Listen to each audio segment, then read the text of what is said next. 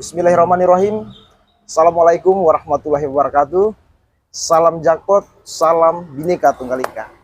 Kembali lagi berjumpa dengan saya Aji Buton dalam podcast Jangkar Politik. Hari ini kita kedatangan tamu. Saya sedang bersama Bung Naski Putra Tanjung. Selamat malam, Bung Naski. Malam.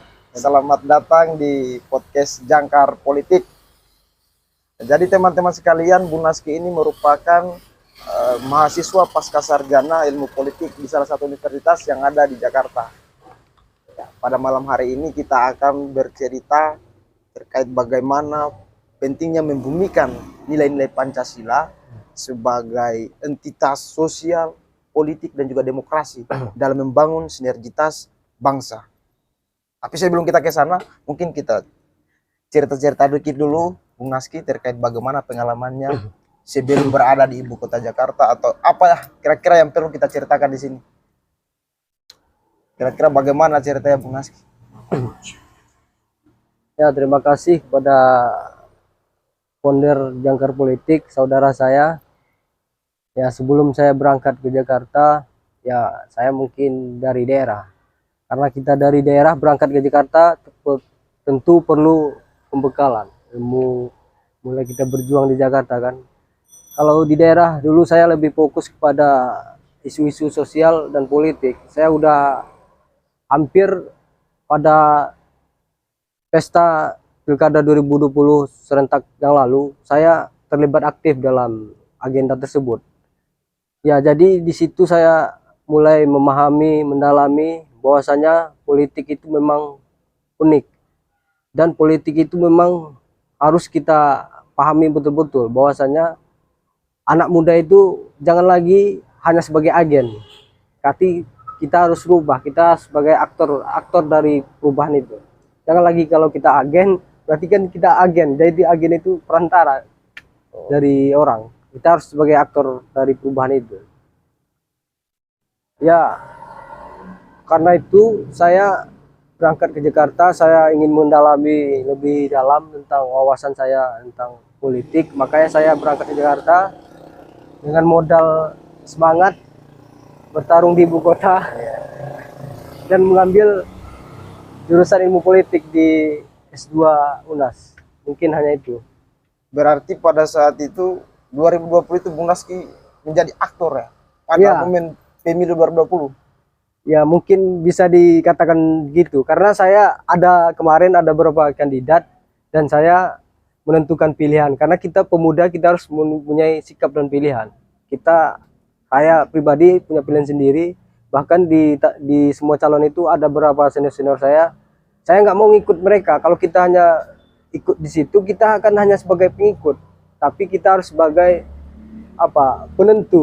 penentu ibaratnya kita sebagai pemuda kita harus ikut juga kan, memberi sumbangsih pemikiran, gagasan. Dan kemarin saya di salah satu paslon itu saya punya gagasan juga. Saya mengumpulkan ada beberapa 50 kurang lebih pemuda yang saya sebar di kabupaten tersebut. Kami membuat sebuah gerakan anti money politik. Ya, gerakan tersebut bukan hanya sebagai formalitas, tapi sebagai kesadaran bahwasanya kita pemuda harus punya nilai kan, bagaimana suksesi kontestasi politik itu berjalan dengan nilai integritas. Saya nggak mau jadi tim ses saya punya ide dan teman-teman kami membuat sebuah gerakan anti money politik. Kita sebar kawan-kawan itu ke seluruh pelosok desa, kita kampanyekan itu gerakan anti money politik. Anti money politik luar biasa. Jadi sangat menarik apa yang menjadi diskusi kita malam ini. Mungkin supaya lebih santai kita minum-minum dulu kopinya Bung Naski sambil makan-makan gorengan. Teman-teman Jakpot sekalian, menarik apa yang disampaikan oleh Bung Naski terkait pengalamannya berada di daerah, melakukan suatu gerakan yang namanya gerakan anti money politik ya. Iya. Mungkin bisa dijelaskan Bung Naski maksud dari gerakan itu sebenarnya apa? Ya, kita paham bahwasanya setiap kontestasi politik itu pasti cost politiknya sangat tinggi. Jadi kita sebagai beberapa kumpulan dari aktivis-aktivis mahasiswa dan pemuda, kita bersepakat bahwasanya kita jangan terjebak dengan itu, karena kalau kita ikut terlibat, kita jadi bahan ini sebagai pengikut yang saya bilang tadi. Jadi kita harus punya apa? Mewarnai dari pilkada itu, kita harus mempunyai warna yang baru. Jangan kita hanya ikut-ikutan dengan salah satu ini, tapi kita hanya tidak punya sumbangsih misalnya gagasan ide untuk memberikan masukan kepada calon tersebut. Karena misalnya pemimpin, bupati atau presiden, pasti dia perlu masukan dari dari rekan-rekan mahasiswa, pemuda, dan elit-elit politik. Ya, kita sebagai anak muda kita memberikan masukan itu karena masyarakat di bawah ini kita sangat khawatir bahwasanya mereka sudah terjerumus di dalam suatu money politik ini. Dan kami turun ke desa-desa, kami sosialisasi, kita beritahukan kepada, terutama targetnya itu kaum muda. Kenapa anak-anak muda? Karena anak-anak muda ini sangat potensial. Apalagi nanti kan dalam pemilu 2024, bahwasanya jumlah DPT anak muda itu kurang lebih mencapai 53%. Jadi dari situ kita melihat bahwasanya anak muda ini harus jadi penentu. Karena sudah hampir 50% kan anak muda di DPT 2024. Jadi jangan lagi kita hanya sebagai followers, kita harus jadi penentu. Suara anak muda itu harus menjadi penentu. Kita lihat di sini anak-anak muda dimulai dari daerah, di anggota DPR daerah, provinsi sampai DPRD. Minim sekali anak-anak muda yang ikut kontestasi hanya sebagai pengikut. Ya. Luar biasa apa yang menjadi pemikiran daripada Bung Naski ini, kawan-kawan Jakpot sekalian. Saya kira cukup apa yang menjadi perkenalan kita bersama Bung Naski. Kita kembali kepada tema kita terkait bagaimana membumikan nilai-nilai Pancasila sebagai entitas politik, sosial, dan juga demokrasi. Jadi sebenarnya Bung Naski, dalam pandangan Bung Naski, apapun penting untuk membumikan nilai Pancasila ini? Ya, kalau bicara poin penting, gerakan money politik pun termasuk itu, membumikan Pancasila. Kenapa itu saya bilang? Karena di Pancasila itu kan ada 5 butir Pancasila. Di situ kan berbagai, ada ya sosial, politik, demokrasi. Ya, kita dalam berpolitik tentu harus mempunyai nilai dan pengetahuan. Jadi masyarakat itu harus kita beritahukan bahwasanya ini benar, ini salah. Jangan kita sebagai elit-elit politik hanya mengasih masyarakat itu pemberitahuan atau edukasi yang tidak bermanfaat. Jadi membumikan Pancasila itu sederhana. Kita datang ke masyarakat dalam kegiatan sosialisasi 4 pilar itu kan hanya sebagai formalitas bagi oknum-oknum anggota DPR RI itu. Itu kan hanya sebagai formalitas. Mereka datang, reses, tapi nilainya itu tidak dapat. Jadi bagaimana caranya supaya nilai daripada Pancasila itu dirasakan oleh masyarakat ketika Bung Naski mengatakan bahwasanya sosialisasi 4 pilar itu hanya sebagai formalitas? Kira-kira hal apa yang pas untuk bisa memberikan nilai-nilai itu kepada masyarakat, mereka merasakan? Ya, kita harus belajar dari bersejarah ya, karena good father kita itu Bung Karno kan udah mengajarkan bahwasanya semangat gotong royong itu kan berlandaskan dari nilai-nilai Pancasila. Semangat gotong royong kita di daerah itu kan udah termaktub dalam isi Pancasila. Pancasila itu harus kita maknai bukan hanya sebagai jargon aja. Dalam Pancasila itu kan banyak butir maknanya. Mulai dari kita gotong royong sama masyarakat itu udah membumikan Pancasila, nilai kebersamaan. Karena kita di daerah lah kita turun. Di daerah-daerah kita lihat masyarakat itu masih ini. Kalau di daerah kota ini kan masyarakatnya masih ini, sudah SDM-nya sudah di atas. Kalau kita di daerah masyarakatnya SDM-nya masih minim. Jadi mereka tidak paham. Jadi kitalah sebagai anak muda untuk memberi pengetahuan itu. Jadi tujuan daripada untuk membumikan nilai-nilai Pancasila ini apa, Naski? Ya tujuannya itu tadi, tujuan dari membumikan Pancasila itu ialah menanamkan nilai-nilai tadi. Karena ada sebuah buku yang saya baca, yaitu Kita Telah Mati. Jadi di situ dia bicara tentang nilai-nilai moral, nilai-nilai etika para pemimpin, pejabat Dan di situ pun di dalam Pancasila kan kita dijelaskan semua itu mulai dari moral, etika. Maka masyarakat itu harus kita memimpin dan masyarakat harus memberikan contoh yang baik. Sederhana saja, Bu. Iya, iya, iya. Ya, mohon maaf ya, kita di saat ini bukan kekurangan orang pintar, tapi krisis moral. Krisis moral. Iya, itu kan terkandung dalam nilai-nilai Pancasila. Ketuhanan yang Maha Esa, keadilan manusia beradab, mana yang adil dan beradabnya? Jadi krisis moral ini yang dimaksudkan terdampak kepada siapa? Siapa yang merasakan krisis moral ini? Ya kita semua, mulai kita semua, tengoklah anggota DPR korupsi kan moral. Ya.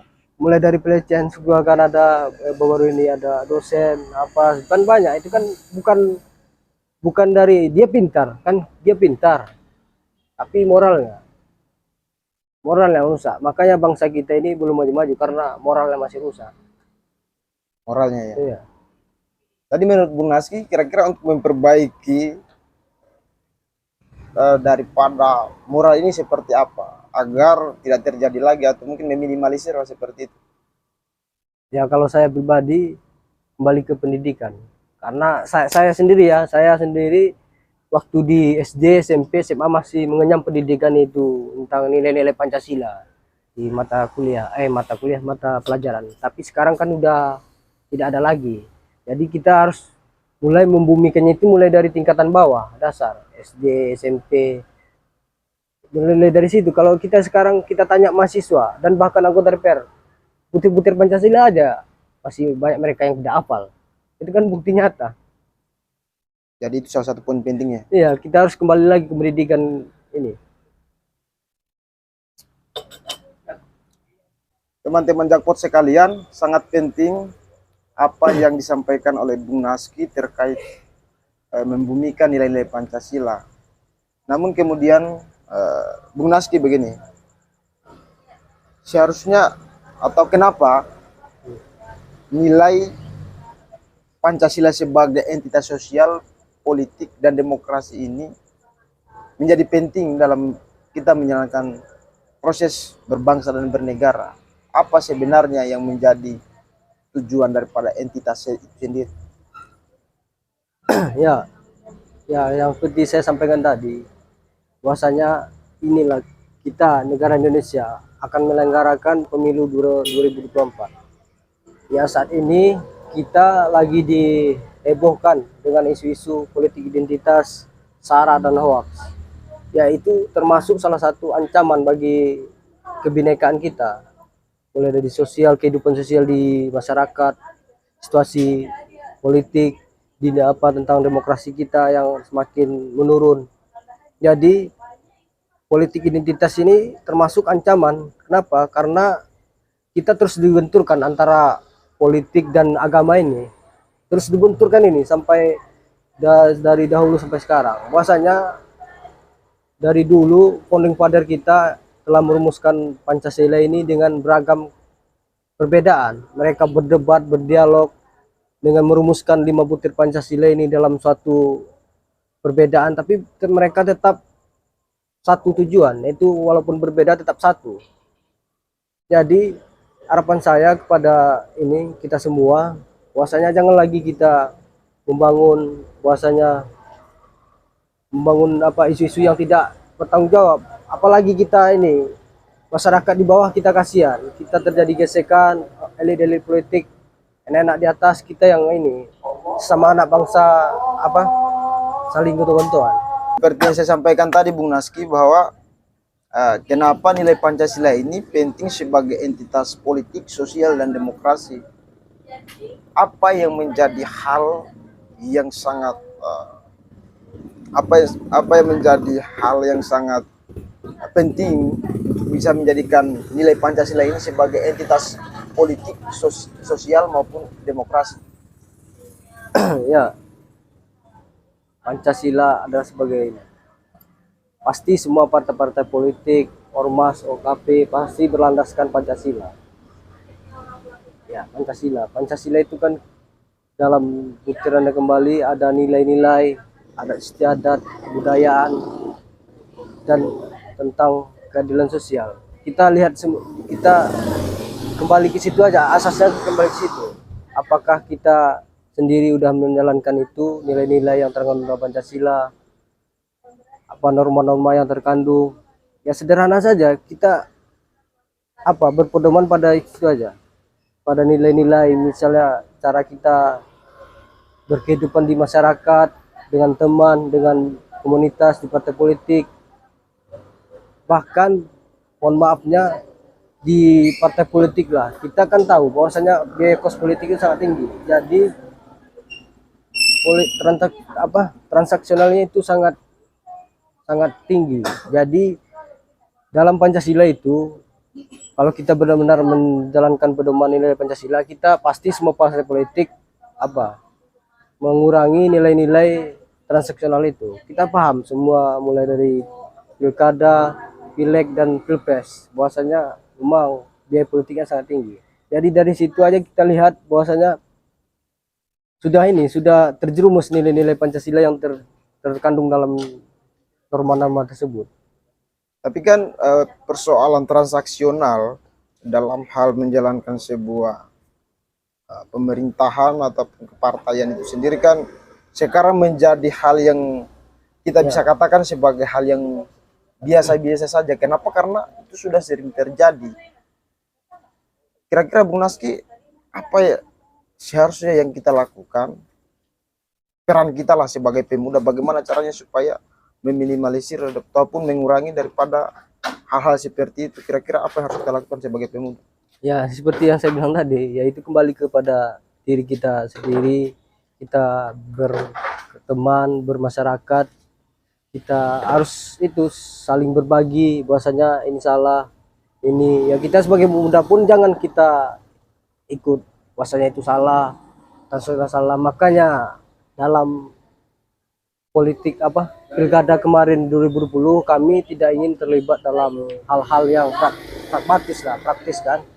Kalau kita, makanya kita buat sebuah gerakan anti money politik, yaitu kan termasuk dalam dalam Pancasila kan, dalam politik kan kita ini nggak boleh kita terlalu pragmatis. Bahwasanya emang betul pragmatisme itu hal yang sudah wajar dilakukan, tapi kita sebagai anak muda jangan kita langsung terjebak ke situ.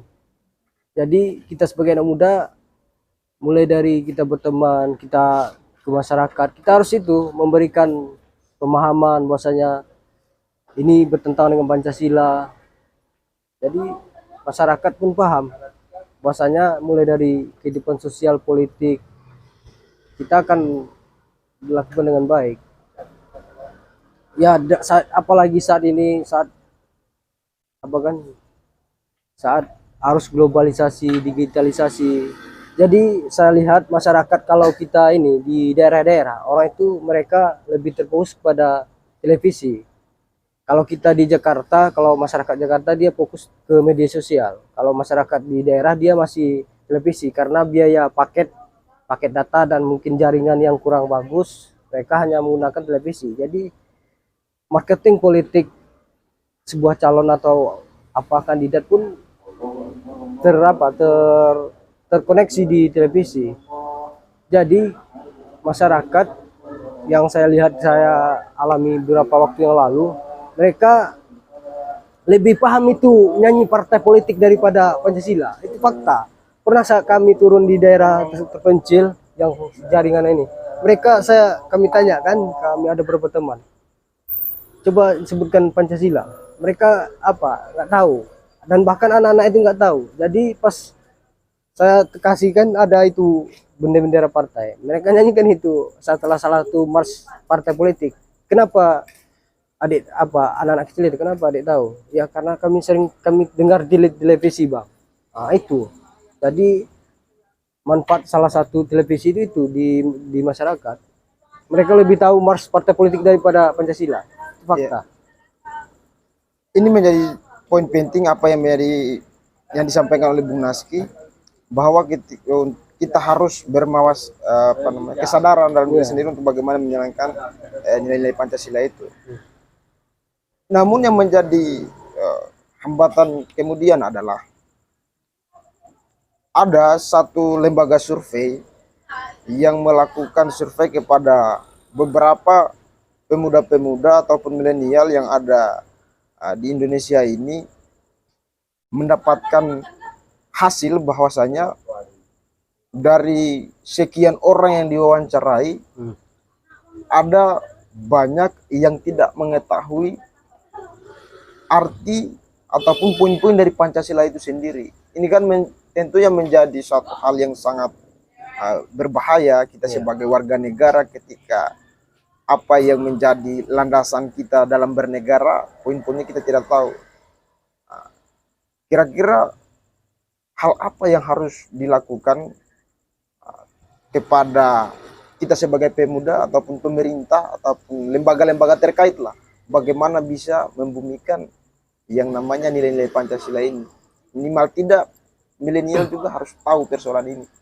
Ya, jadi beberapa hari yang lalu saya lihat itu di medsos kan, BNPT kan, Badan Nasional Penanggulangan Terorisme, mereka mulai datang ke warung-warung kecil gini untuk membumikan gerakan Pancasila itu, mulai dari ke warung, ke pesantren, ke tempat pemuda. Itu cukup kita apresiasi dari pemerintah kan untuk membumikan Pancasila itu.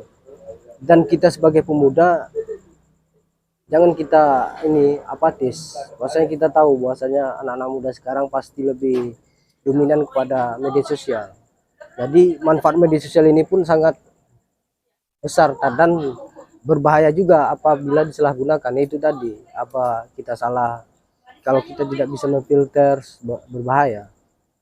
Jadi itu aja bahwasanya kalau membumikan Pancasila itu kembali kepada diri kita, apakah kita sudah menanamkan nilai-nilai yang tercantum dalam Pancasila itu, mulai dari berkomunikasi dengan teman-teman. Baik teman-teman Jakpot sekalian, sangat menarik apa yang disampaikan oleh Bung Naski ini terkait dengan bagaimana kita membumikan nilai-nilai Pancasila kepada seluruh masyarakat negara Republik Indonesia.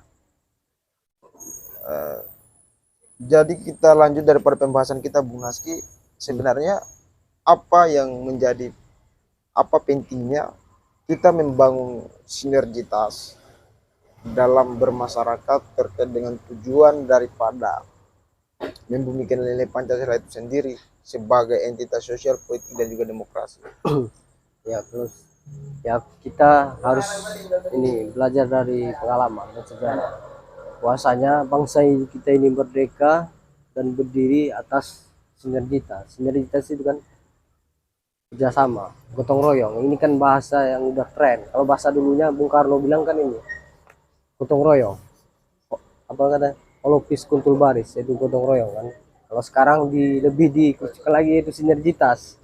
Sinergitas kan kolaborasi. Jadi harus kita pahami bahwasanya kita tidak ada lagi saling berkompetisi, tapi harus saling berkolaborasi, saling bersinergitas antar sesama anak bangsa, antar sama kelompok masyarakat dalam memajukan Indonesia ini. Kita mulai dari hal-hal yang sederhana, nggak bisa kita harus langsung dari yang besar, kita harus mulai dari yang kecil, mulai dari kita keluarga, masyarakat, daerah kita, baru kita bangsa Indonesia. Berkolaborasi yang dimaksud ini seperti apa, Bung Naski?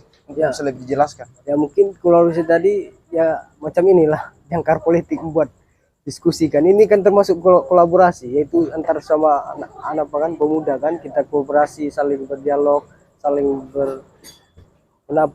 berdiskusi untuk Pancasila ini. Jadi mulai dari kan lebih itu kolaborasi, misalnya kita kolaborasi antar kegiatan untuk membangun pemahaman masyarakat. Banyak kolaborasi yang harus kita jalin.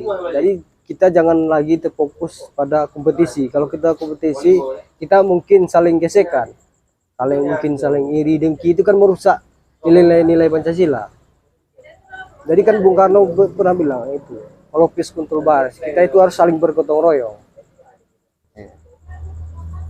Jadi untuk nilai-nilai gotong royong itu sendiri di zaman sekarang itu atau di situasi hari-hari ini bagaimana pandangan Bu Naski? Apakah nilai-nilai itu masih jalan atau seperti apa? Itulah. Dan bagaimana caranya untuk bisa menjalankan itu ketika mungkin memang tidak terlihat lagi Ya, sekarang? mungkin kalau saya lihat di beberapa daerah masih ada masih di beberapa daerah yang sikap gotong royong itu masih dijalankan, mulai ada di daerah Sumatera, di tempat saya itu masih ada, di daerah masyarakat kecil sikap patriotisme masyarakat itu masih semangat, mereka ada gotong royong untuk masyarakatnya, daerahnya masih kita temui.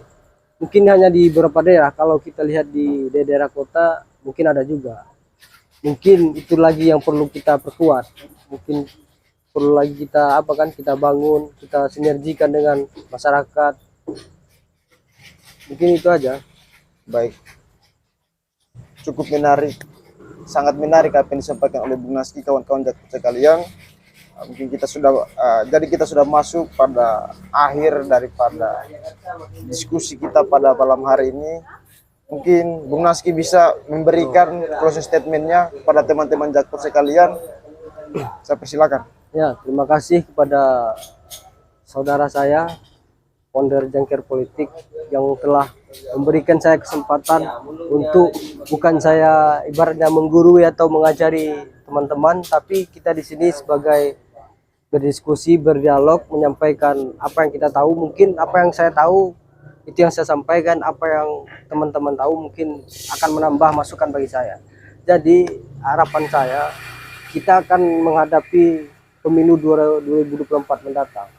Jadi di sini kita lagi dihadap-hadapkan dengan isu-isu yang sangat merusak nilai-nilai Pancasila di kehidupan masyarakat, sosial dan politik.